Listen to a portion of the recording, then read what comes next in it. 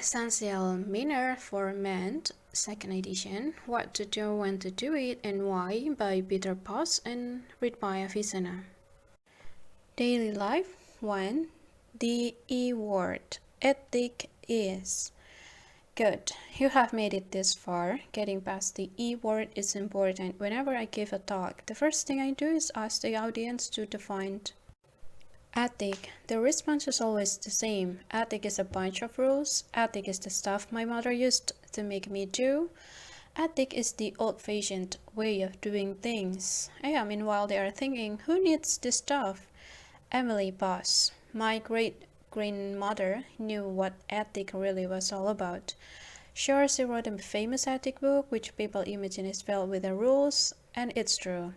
There are a lot of specific guidelines that dictate how people should act in a given situation, but these guidelines exist for a purpose: to help smooth the way for positive interaction between people by prescribing the ways in which we are expected to act and react to people around us. When we use the manners that are expected of us, the heavens don't part and crowds don't applaud us.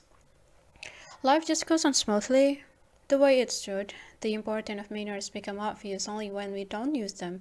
For example, one manner states that if you say hi or good morning to a person at work, that person should respond in a like manner, since this is the considerate thing to do. So far so good, but what happens if you said hi and your coworker didn't say anything in return? How would that make you feel? You will probably wonder something like, did I do something to annoy him? Or doesn't anybody ever notice that I exist? Or even, do I smell bad? Manners matter. I use them, and you will make the best impression possible. And still, no one can possibly know all the manners there are or remember precisely how to apply them to every situation. In fact, in today's fast-paced, informal world, manners don't always apply in every situation, fortunately. The collection of manners that we call ethic is based on a set of simple but profound principles. Manners and principle are not the same thing. Manners are specific guidelines that change with time and vary across cultures. For instance, children in the United States are taught to shake hands when meeting someone, while Japanese children are taught to greet people by bowing. And while the manners themselves may be different, each is correct for that specific culture, and each exists for the same universal reason: to show respect to people when you greet them. Ethic is governed by three principles: consideration, respect, and honesty. This provides a framework for defining every manner that has ever been formulated, and each of these principles is timeless. And these principles transcend cultural boundaries, cross socio-economic boundaries, and apply equally to all ages. Consideration is understanding how other people and entities are affected by whatever is taking place. Consideration is empathy. It helps us to assess how a situation affects everyone involved and then act accordingly. Respect is recognizing that how you interact with another person will affect your relationship with that person, and then choosing to take action that will build relationship rather than injure them.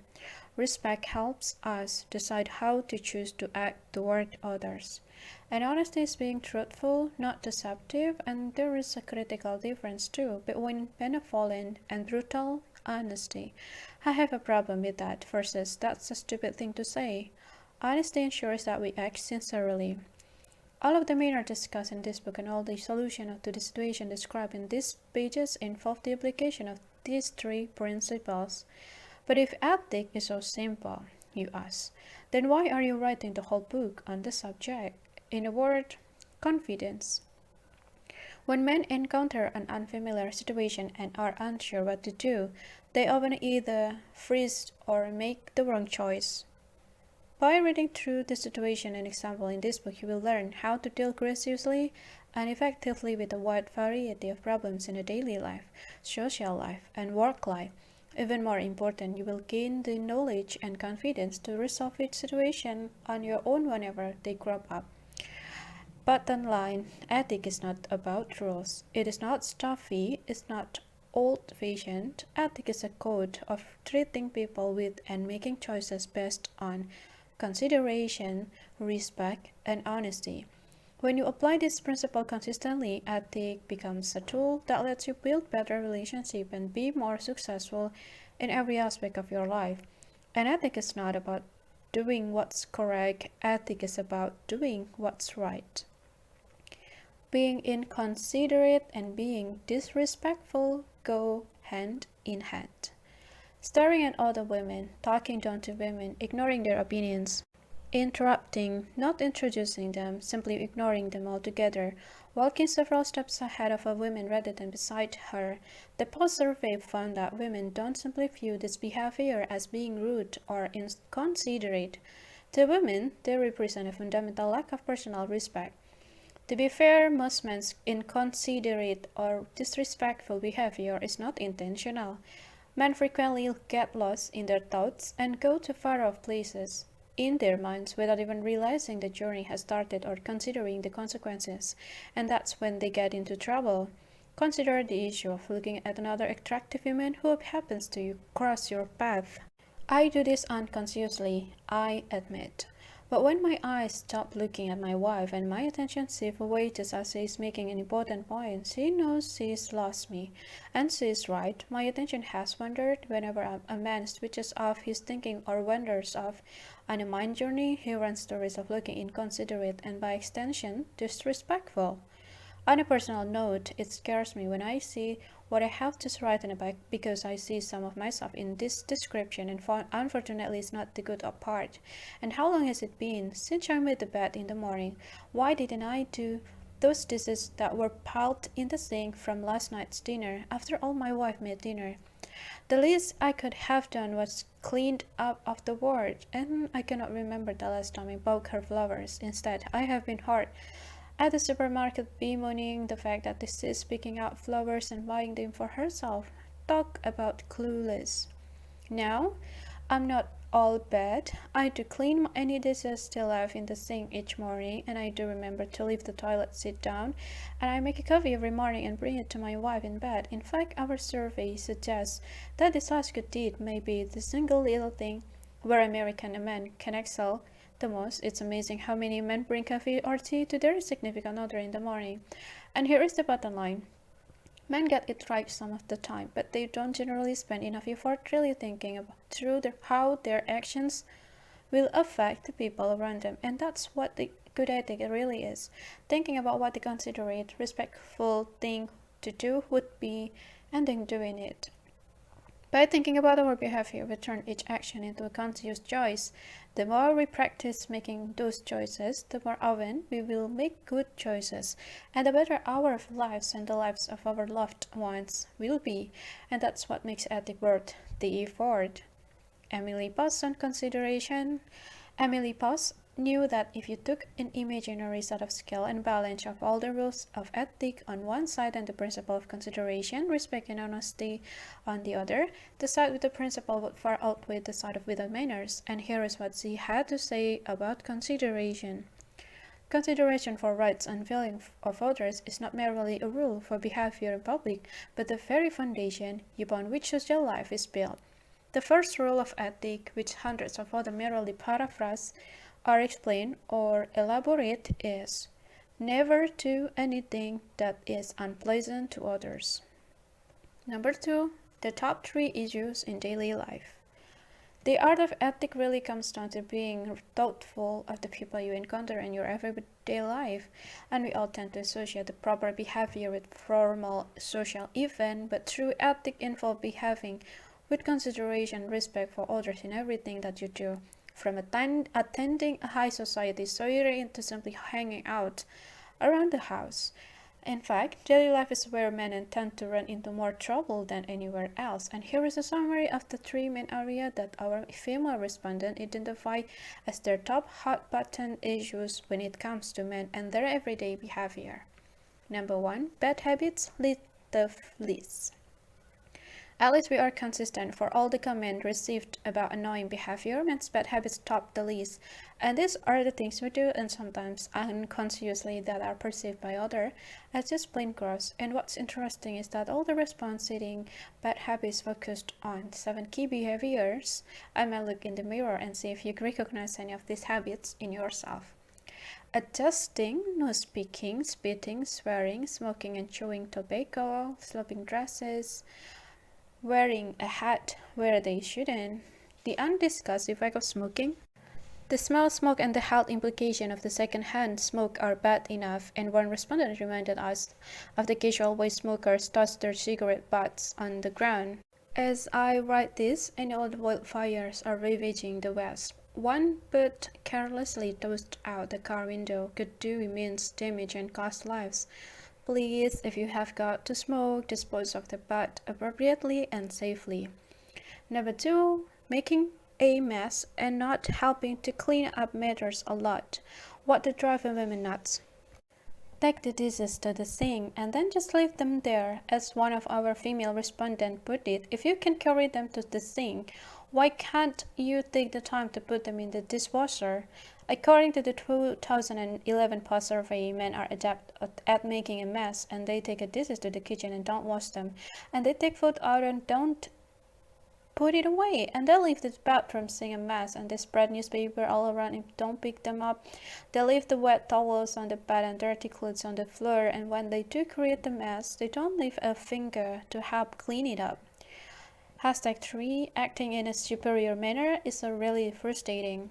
When men act in a condescending way toward women, women object to it, and men act as if they are in charge of everything, or they don't listen to a woman's ideas or to what it has to say, and this sense of self-importance, I need to be the sun of your own solar system, is sympathetic of meism. It's all about me. Here is how respondents identify a superior attitude in their own words. If it's not important to them, meant, then it's not important, period. They have to be right even if they're wrong. Fail to ask for help with directions, behavior that implies that whatever he does or wants is more important than what I do or want. Placing behavior toward women as if we are all helpless or ignorant, especially when dealing with an attractive woman. Talk to women like they are inferior. We can work on cars too. Just watch me. Talk over me. Dominate the conversation. Their point of view is the only one that counts. Other annoying behaviors. Manners matter. Opening doors, putting down the toilet seat, being on time, not spitting, taking off your hat indoors, saying please and thank you, trying to be discreet and quiet when blowing your nose, and this and other niceties may seem trivial to many men, but here is the scoop. It all matters when you don't use the manners that people have come to expect. Failing to open the door for a woman, for instance, is not as simply as a sign that you are clueless. It shows a lack of consideration. That's what bothers women about men who don't have manners. This brings us back to the essential guiding principle of this book. Good manners are not a matter of simply following the rules. What is important is the reason underlying the desired behavior. Ethics is about being considerate and honest with others, and manners matter because they are a sign of respect, and we hold the door for a woman not because there is a rule that says we should, but because it is an act of kindness and a way to make the women you are with feel special. And when you act in this spirit, she will know it and appreciate for you for it. And if you hold the door just because that's the rule, she will see right through you. Communication. Dominating the communication comments was a concern that men do not listen well, and they look like they are listening. They may even nod their heads or utter a few huh? But ask them what you said a few minutes later and they don't remember anything. When they do talk, they tend to focus on the thing that is important to them, so it's a monologue rather than a conversation. Yeah, acting in a superior manner is really frustrating. The top 3 most impressive things men do in a daily life. Before this all sounds like men do nothing right, it's important to point out that women have a lot of really good things to say about men too. If you see yourself in these behaviors, great. Pat yourself on the back and keep it up, but if you don't see yourself on this behavior, then consider taking the plunge and trying them out. They have worked for other men and they may work beneficial for you too. Be responsible and respectful. The underlying goal of being respectful and responsible is to treat your significant other like an equal, but not like one of the guys. You love her, you care for her, you share your life with her. So focus on the qualities that engender those emotions in you, and then let her know by talking positively about her. Be appreciative. She does a lot for you. The simplest word to say, and when said sincerely, can make her warm inside with the good feelings towards you. Like thank you, over and over again. Women acknowledge the respect they have for their significant other's role in providing financial security for the family, but it's not just the financial responsibility, it's also the ability to share the workload and the motivation to get things done without being nagged at. And finally, the respectful man is confident and understanding enough to take responsibility for his action and be willing to apologize for his restating or annoying behaviors. And things can and will go wrong, and when they do, the first step to recovery is saying, I'm sorry. Axivalrus. It really is the little things in life that matter. Men take a note, women notice when you make an effort on their behalf and they really like it. Open doors, hold a chair, let the women walk in first, offer an arm to hold, walk on the other side of sidewalk, help her with her coat, stand up to greet her, carry heavy load for her, offer the seat to her on public transportation, carry the groceries to the school. See full protection not just for your significant other, but for colleagues, friends, and even strangers. It shows that you believe they are the right things to do and not just a way to impress her. Did I mention holding doors? Because they did. A lot. And more than anything else, holding doors was cited as one of the most impressive behavior displayed by men. Help the chores. Yeah, women are impressed when men do their chores. And that makes sense because doing chores is an important part of building a life together. So when you do your chores, you are not just getting the work done, you are showing your commitment to your relationship. And the best part of doing chores is, in many cases, that you end up getting to do what you want to do while also getting credit for it. I love to cook, especially on the grill. So I cook not every meal, but regularly, and not just the meat. I grill the vegetable and prepare the whole meal. And this gives my wife a break from her jam-packed day, and I look great in her eyes. Other hot spots.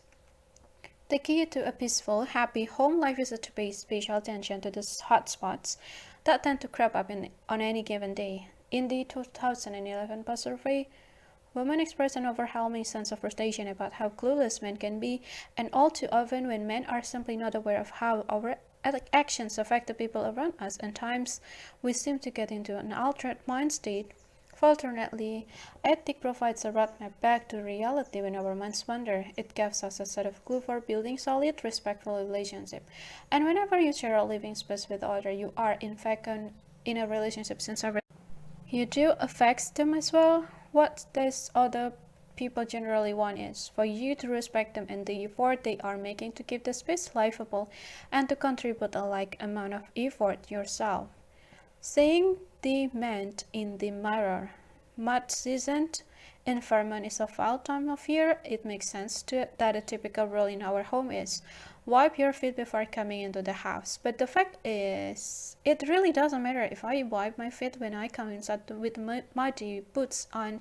What matters is that I notice the muddy trail I have made and then clean it up. When I do this, I'm being considerate and aware of how my action affect someone else, namely my wife, who cleaned the floor and would like to stay clean. If I choose not to wipe my feet every time I enter the house, so be it, provided I also take responsibility for cleaning up the mess I have made. My muddy boots are a metaphor for a larger truth. By holding up a mirror to my own behavior, I'm able to turn my potentially difficult situation into a no-brainer, and we all have to learn to keep one eye on this mental mirror and see ourselves as others see us. And this means being conscious at all times of how our actions affect others.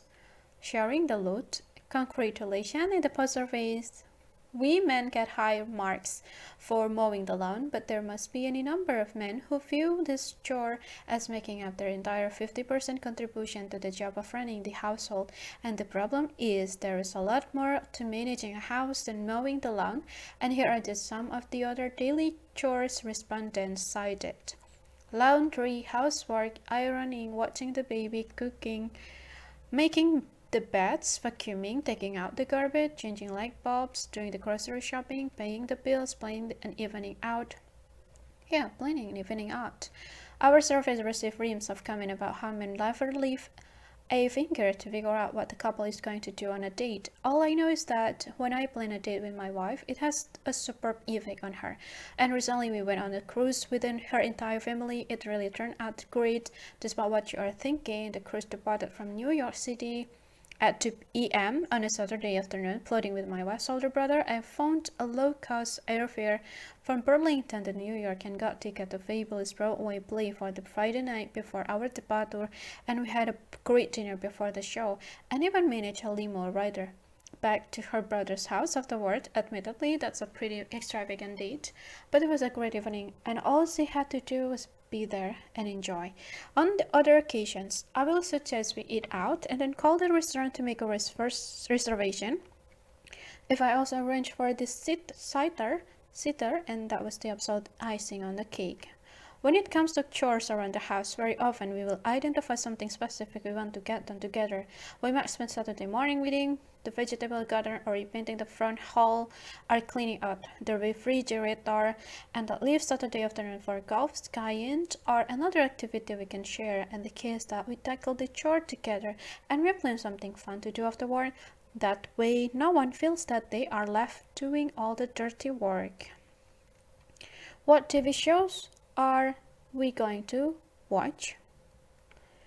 One survey respondent defined this problem as a Lifetime versus Sports Center. Another woman wrote, most people can only watch a John Wayne flick so many times. Personally, I disagree. I have yet to tire of watching the two. Just the other night, my wife and I were channel surfing the movies. Davey says that's good movie. My wife announced suddenly when 27 Dresses pop up as one of the selection. It's a chick flick and the idiot, and we passed it by without further comment.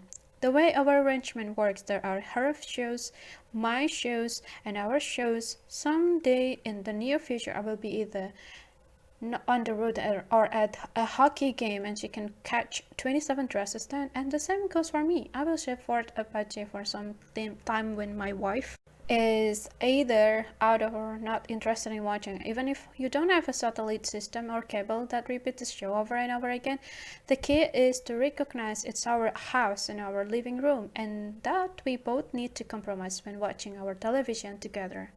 Share the remote. The second most difficult conflict caused by the TV involves the ownership of the remote control. I have a good friend who literally keeps the remote tied next to his recliner in the living room. Ostensibly, this is to prevent the dreaded misplacement of the remote, but it also places the clicker conveniently under his control. I think my wife wonders whether I simply use the remote to see how fast I can click through the channels.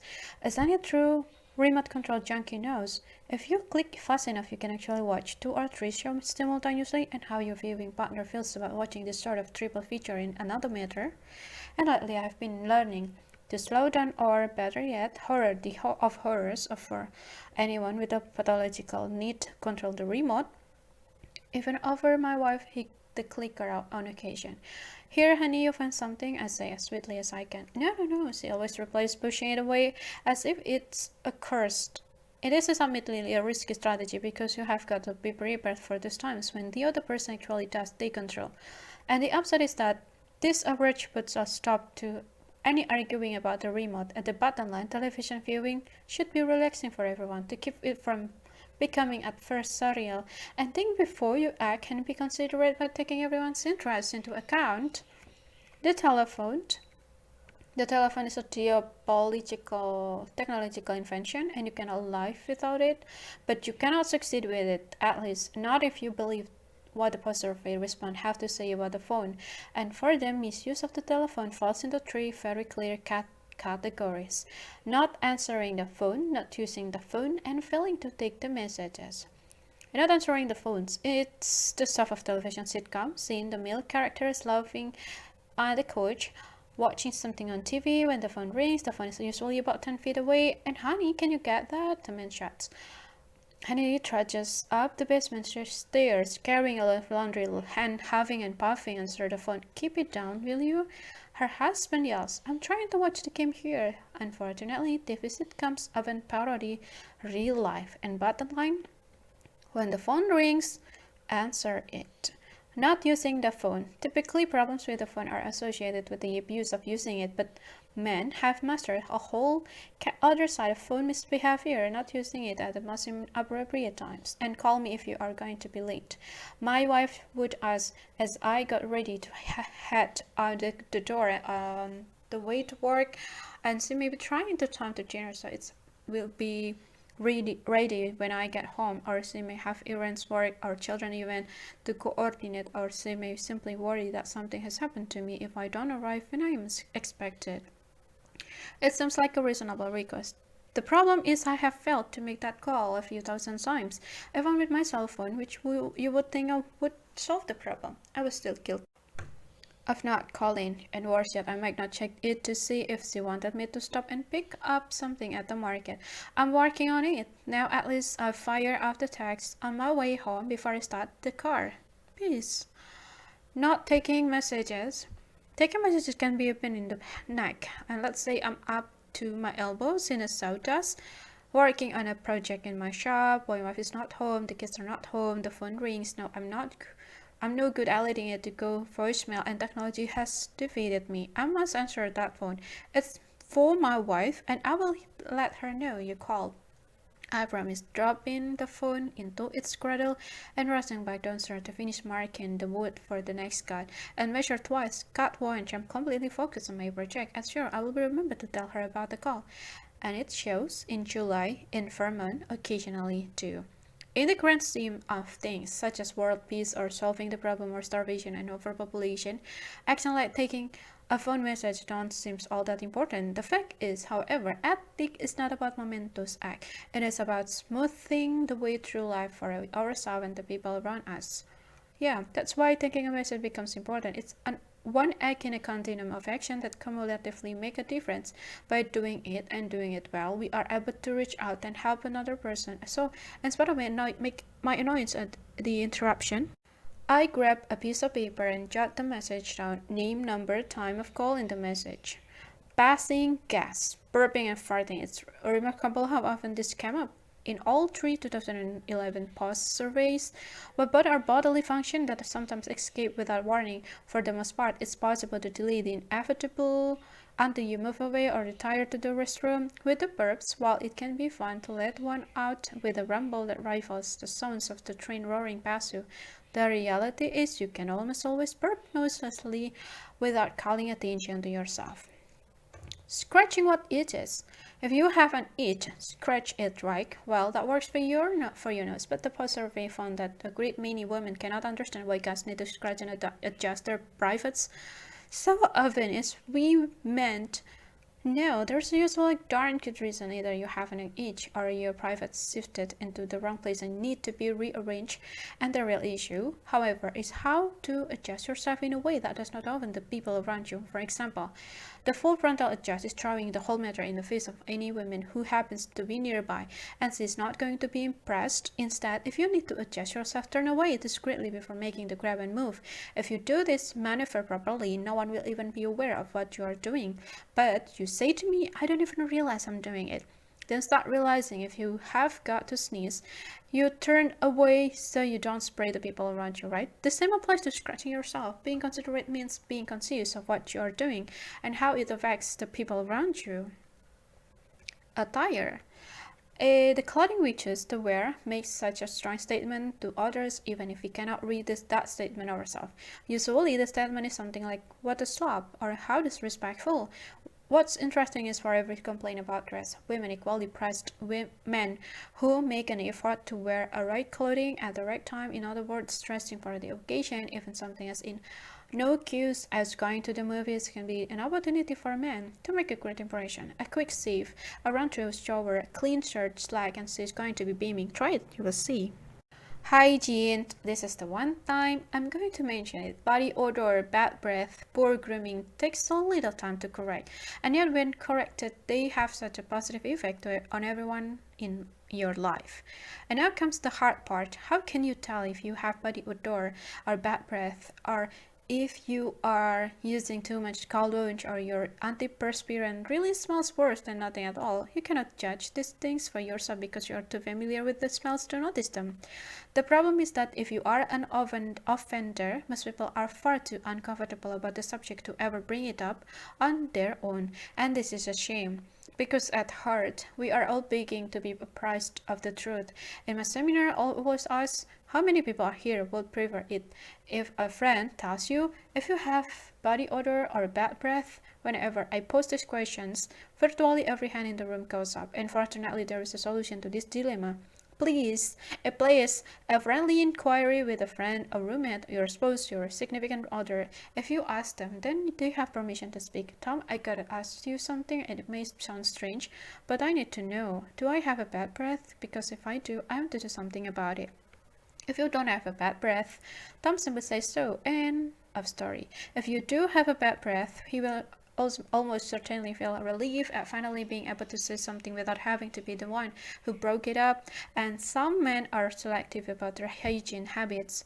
They allow themselves to go unwashed or have a bad breath at home, but not when they go out. Keep in mind, there is no ethic rule that says it's okay to drop your standards at home. Ethic imperative: wash your hands. Wash after you use the bathroom every time. Bad problems. Pets are really a wonderful companions, but they can be terrible for neighbors. A dog that barks incessantly can drive your neighbor crazy, and it's important to keep your pet under control at all the times. You might think it's cute that your dog does the run of the neighborhood, and cute that is until you can get a call from a frustrated neighbor whose garbage has been torn up and spread all across his lawn by video. If the neighbors complain about your pets barking or wandering or digging, talk with your vet about his possible solution. It goes almost without saying that an aggressive dog has to be kept under tight control. Even the sweetest, tamest looking dog can, under certain circumstances, bare its teeth and suddenly look very menacing. If this is your dog, you may not be able to let him out unless he is under your supervision. When you are not the problem. When you are not the problem. And now maybe you are thinking to yourself, none of this advice so far applies to me. Okay, let's suppose you are the type of thoughtful person who never fails to clean the sink or pick up your dirty clothes. In fact, you are fastidious. It's the other person of who is the problem. Yeah, in this case, you have two options. Option number one, do nothing, particularly with a wife or life in significant other, and this is often the best policy. Example, throughout the 39 years of marriage, my wife has buried the armchair in our bedroom under her clothes. It's been so well covered for so long that I no longer have any clear idea of the color of the chair's fabric, and now I'm no neat freak. Anyone who has ever seen my office knows this, but somehow I have developed the habit of putting my dirty clothes in the hamper every morning and putting away my clothes in the bureau or the closets. Yeah. Anyway, the one thing I don't ever do is to say a word to my wife about the pile of clothes on the chair, and this is simply not an issue I care to expend any built-up goodwill capital on. Besides, the upholstery has lasted an incredibly long time. Not due to the fact that the chair gets virtually no use and no light can shine through the width of the fabric. And here is the chair. May it last another 39 years? Option number 2. Try to change your housemate's offending behavior. This is tricky work, to say the least. Anytime you talk to someone about what you perceive to be their failings, they tend to become very defensive very quickly. Before you pursue this option, go back and carefully reconsider option number 1 and ask yourself, is this issue really worth stirring the pot over? If you do decide to plunge ahead with your behavior modification project, remember that your goal in attempting to change someone else's behavior should always be built a better relationship with that person, not simply to be critical for its own sake. Number 4, the rooms that can make or break your home life. Remember the day when you moved into the first place of your own. You were the king of your castle. Nobody to answer to, nobody to share chores with. You could watch the TV show you wanted to watch, eat the food you wanted to eat, and clean up or not. And what's a great setup? It's also usually a very temporary state of affairs, and one day sooner than they might have imagined, most men wake up to find themselves married or living with a significant other of roommate, and whenever living space is shared, differences of opinion inevitably arise over the care and use of those spaces, and these differences can turn into conflict if not handled thoughtfully. Fortunately, the complexities of thoughtful home sharing can be vastly simplified by thinking of your house as a series of discrete spaces and each with its own set of issues. Keep these key issues firmly in mind and life will be blissfully peaceful on the home front. In both our post surveys, we asked which shared spaces have the most potential to cause conflict and to rooms top the least, the kitchen and the bedrooms. Let's consider each in turn. Clean kitchen, warm heart. When we asked women to identify the leading cause of conflict in the kitchen, they gave one overwhelming answer. Men don't do their share when it comes to cleaning up, especially after themselves. I admit to being a primary offender in this regard. I used to drive my wife nuts on Saturday afternoons. I would wander into the kitchen, and out would come all the fixing for a delectable duckwood and sandwich. The problem was after making my sandwich, I wanted to eat then and there, and I would sit right down at the kitchen table, or worse still, carry my creation into the living room to watch TV and march away. And after a minute of this, my wife would wander in and invariably ask the same questions. Why couldn't I clean up my mess before eating my sandwich? The answer seems obvious to me. After all the work to make the sandwich, I want to eat it now. I would point out reasonably, what about the mess in the kitchen? That. I will get to it during halftime or whatever. I would mumble, guilt daily tucking back into my sandwich, and my interviews and speeches about ethic, I talk quite a bit about how sincerity is an integral component in building a relationship. Looking back on this particular scenario, and I realize now that my sincerity equation was in the cellar. My wife had seen those sandwich fixings stay out on the counter time again and again, and she knew that I was only kidding myself. I would never get around to cleaning up my mess, and she was going to end up doing it instead.